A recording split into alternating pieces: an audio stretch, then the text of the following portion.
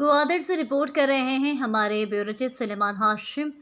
کنڈانی ہور کی بندش کے خلاف گوادر کے نوجوانوں کی بے روزگاری کے خلاف سخت احتجاجی دھرنا وہ سراپا احتجاج بن کر آج انہوں نے صبح سے ہی بے روزگاری سے مجبور ہو کر گوادر ڈی سی آفس کے سامنے ڈی سی آفس کے مین گیٹ پر احتجاجی دھرنا شروع کیا ہے۔ اس دھرنے میں کنڈانی ہور کی متاثرین کی بڑی تعداد جمع ہو کر مسلسل احتجاج کر کے مطالبہ کر رہے ہیں کہ ہمارے بچوں اور خاندان کو بھوکا نہ مارے۔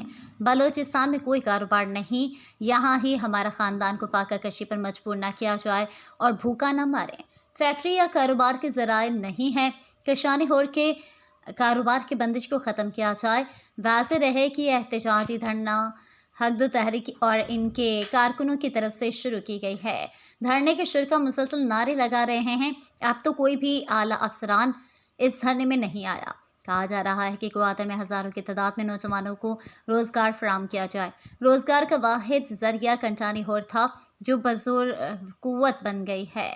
انہوں نے مطالبہ کیا ہے کہ کنڈانی ہور کو کھولا جائے، اگر ایسا نہ کیا گیا تو ہم اس دھرنے کو مزید بڑھا دیں گے۔